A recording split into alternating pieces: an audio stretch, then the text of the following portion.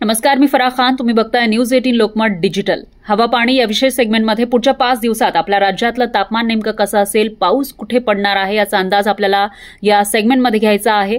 तुम्हाला माहिती असेल 13-14 सप्टेंबर पासून राज्यातल्या बऱ्याचशा ठिकाणी पाऊस पडायला सुरुवात झाली आहे. काही ठिकाणी अतिवृष्टी झाली आहे, त्यामुळे प्रचंड नुकसान होत आहे. आणि याविषयीचा इशारा हवामान अभ्यासक पंजाबराव डक यांनी आपल्या मागच्या सेगमेंटमध्ये दिलेला होता.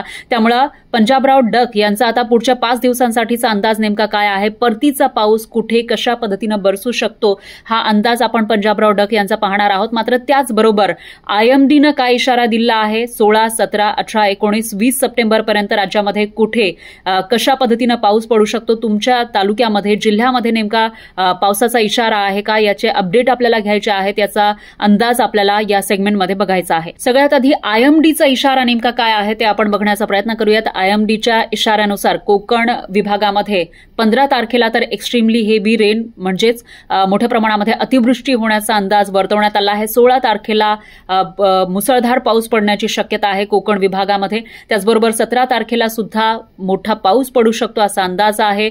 वादळी वारा सुटण्याची शक्यता वर्तवण्यात आली आहे. तर 18 तारखेला सुद्धा हेवी रेन म्हणजेच मोठा पाऊस पडण्याची शक्यता आहे. 19 सप्टेंबरलाही मोठा पाऊस पडण्याची शक्यता आहे. मात्र 20 सप्टेंबरला तशी कोणत्याही प्रकारची वॉर्निंग नाहीये. याचा अर्थ त्या दिवशी मोठा पाऊस पडण्याची शक्यता कमी आहे. त्याचबरोबर मध्य महाराष्ट्राचं आपण बघितलं तर आयएमडीनं 15 तारखेला तर एक्स्ट्रीमली हेवी रेन म्हणजेच अतिमुसळधार पावसाचा इशारा दिलाय. 16 तारखेला व्हेरी हेवी रेन म्हणजेच मोठा पाऊस पडेल, मुसळधार पाऊस पडेल असा अंदाज वर्तवण्यात आला आहे. 17 तारखेला सुद्धा हेवी रेनचा इशारा आहे, म्हणजे मुसळधार पाऊस पडू शकतो मध्य महाराष्ट्रामध्ये. 18 तारखेलाही हेवी रेनचा इशारा आहे आणि 19 तारखेला हेवी रेनचा इशारा नाहीये, मात्र वादळ सुटण्याची शक्यता वर्तवण्यात आली आहे. 20 तारखेला अशा पद्धतीची कोणतीही वॉर्निंग नाहीये.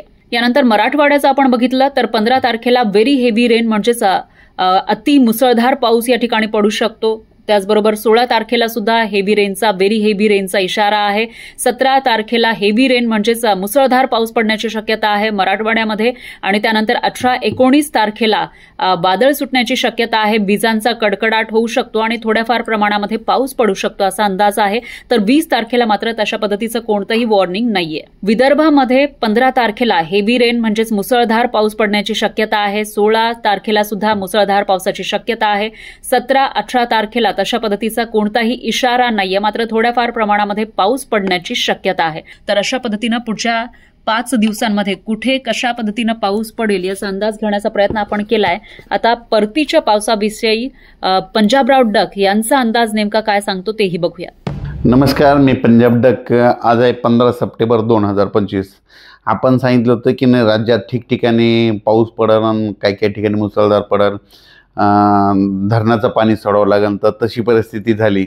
तर आता बऱ्याच शेतकऱ्याचे असे फोन येत आहेत, हा पाऊस कधीपर्यंत राहणार आहे.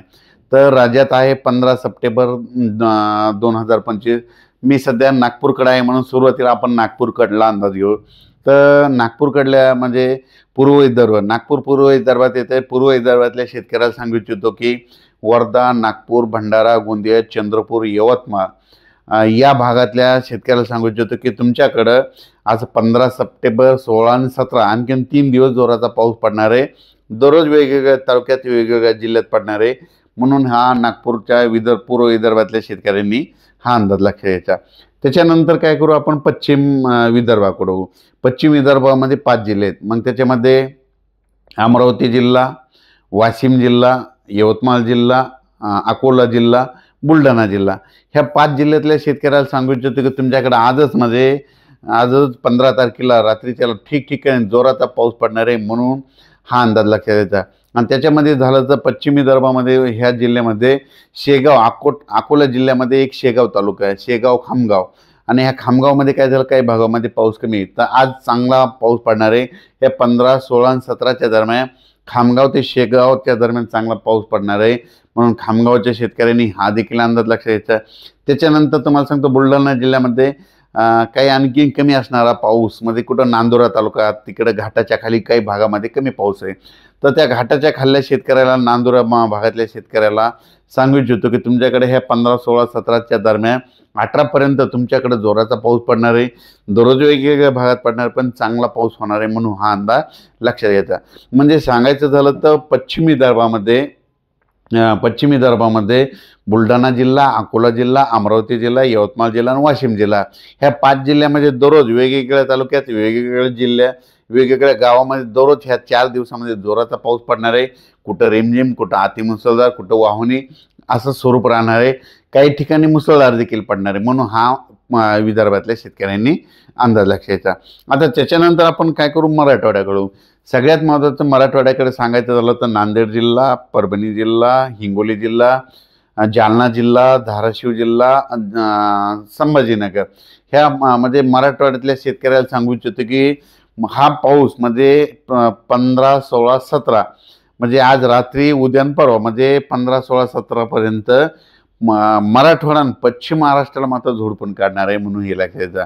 म्हणजे मराठवाड्यातले सगळे जिल्हे आणि त्याच्यानंतर तुम्हाला एक सांगितलं होतं की पश्चिम महाराष्ट्रामध्ये सातारा जिल्हा, सोलापूर जिल्हा, कोल्हापूर, सांगली, त्याच्यानंतर अहिल्यानगर, पुणे, नाशिक ह्या पट्ट्यामध्ये तुम्हाला सांगू इच्छितो की म्हणजे आज 15ला रात्रीच्याला म्हणजे 15, 16, 17 आणि 18 तारखेपर्यंत पश्चिम महाराष्ट्राकडे जोराचा पाऊस पडणार आहे. कुठं वाहुणी, कुठं मुसळधार, कुठं अतिवृष्टी देखील होईल आणि काही काही ठिकाणी तळ्यामध्ये इतका पाऊस, तळ्याच्या कॅचमेंट एरियामध्ये इतका पाऊस पडेल की पाणी सोडावं लागेल. म्हणून हा पश्चिम महाराष्ट्रातल्या शेतकऱ्यांनी हा अंदाज लागायचा. मराठवाड्यात देखील आपण बघितलं की आत्ताच मी बीड जिल्ह्याचे कडाष्टीचे जे आमदार साहेब आहेत, आमचे मित्र सुरेश अण्णा धस, तर त्यांनी मला लगेच फोनवरून विचारलं की आमच्या कडाष्टीला आणखीन काय परिस्थिती राहील. आजच लोकांना काय केलं म्हणजे हेलिकॉप्टरद्वारे बरेच जणांना स्थलांतरित करावं लागलं. तर कडाष्टीकडे अतिमुसळधार अतिवृष्टी झाली. तर तुम्हाला सांगतो बीड जिल्ह्यातल्या शेतकऱ्याला सांगू इच्छितो की आता काय होईल. आता हे जे कडाष्टी त्या भागामध्ये पाऊस पडला, आज रात्रीचा जे पाऊस येईल ह्या 3 दिवसातला आता केज, कळमच्या आणि बार्शीच्या भागाकडे येईल. म्हणून हा अंदाज लक्षात घ्यायचा. म्हणजे सांगायचं झालं तर आणखीन बीड जिल्ह्यामध्ये जोराचा पाऊस पडणार आहे. आता भाग बदलून धरणार आहे, पण ह्या 3 दिवसात मात्र जोराचा पाऊस पडणार आहे. म्हणून बीडकरांनी हा अंदाज लक्षात घ्यायचा. जालना जिल्ह्यातल्या शेतकऱ्यांनी अंदाज घ्यायचा. जालना जिल्ह्यात देखील ह्या 3 दिवस आणखीन पावसाचे आहेत म्हणून त्यांनी लक्षात घ्यायचं. परभणी जिल्ह्यात देखील 3 दिवस पावसाचे आहेत म्हणून परभणीकरांनी देखील अंदाज लक्षात घ्यायचा. त्याच्यानंतर परत लातूर जिल्हा, लातूरकरांना एक सांगू इच्छितो की तुमच्या जे मांजरा धरण आहे त्याचा कॅचमेंट एरिया काय आहे म्हणजे इकडं कळम, धाराशिव तिकडल्या भागामध्ये तिकडं पडणारे म्हणून मांजरा धरणाचे देखील ह्या 3 दिवसामध्ये दरवाजे उघडावे लागणार आहेत. म्हणून तिकडल्या कॅचमेंट एरियात पाऊस पडणार आहे म्हणून एक अंदाज लक्षात घ्यायचा. त्याच्यानंतर सांगायचं झालं तर सोलापूर जिल्हा, सोलापूर जिल्ह्यात देखील आता ह्यामध्ये आणखीन 17, 18 तारखेपर्यंत तिकडे देखील पावसाचा जोर राहणार आहे. म्हणून सोलापूरकरांनी देखील अंदाज लक्षात घ्यायचा. त्याच्यानंतर कोल्हापूर, सांगली, पुणेकडं तुम्हाला सांगू इच्छितो की ह्या 3 दिवसामध्ये आज रात्रीपासून पुण्याकडे देखील पाऊस वाढणार आहे म्हणून अंदाज लक्षात घ्यायचा. आता हे पश्चिम महाराष्ट्र आणि मराठवाड्याचं सांगितल्याच्यानंतर अहिल्यानगरकडे होऊ. तर अहिल्यानगरच्या शेतकऱ्याला सांगू इच्छितो की आणखीन आता आज देखील म्हणजे आज रात्रीला तुमच्या अहिल्यानगरमध्ये संगमनेर हे पट्टा काहीतरी पाऊस कमी राहिलेला आहे. त्या संगमनेर पट्ट्याला देखील आज संगमनेर भागाला झोडपिणार आहे. त्याच्यानंतर श्रीरामपूर भाग एक राहिला होता वंचित, त्या श्रीरामपूरला देखील आज झोडपून काढणार आहे.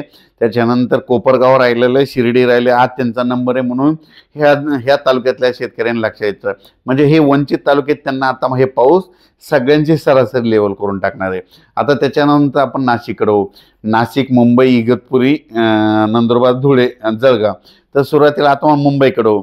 मुंबईकरांना सांगू इच्छितो की तुमच्याकडं म्हणजे उद्या 16 तारखेपासून 16 सप्टेंबर, 17 सप्टेंबर आणि 18 सप्टेंबर, 19 आणि 20 तारखेपर्यंत मात्र मुंबईकडे 4 दिवस पुन्हा पाऊस वाढणार आहे.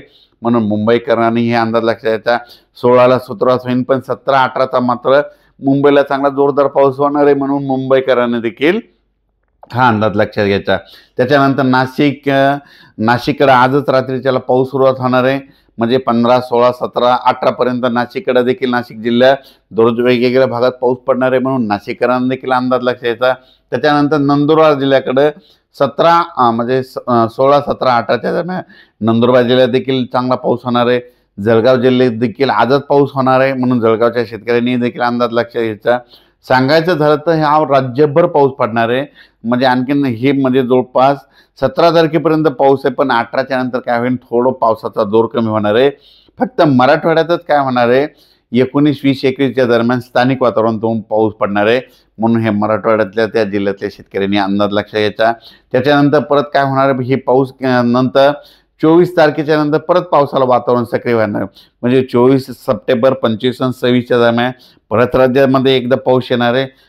म्हणून राज्यातल्या सर्व शेतकऱ्यांना सांगू इच्छितो की आता आणखीन राज्यात पावसाचे मध्ये 3 दिवस राहिले, तर 15, 16, 17 आणि 18 आणखीन जवळपास 3-4 दिवस पावसाचे आहेत, म्हणून राज्यातल्या सर्व शेतकऱ्यांना अंदाज लक्षात घ्यायचा।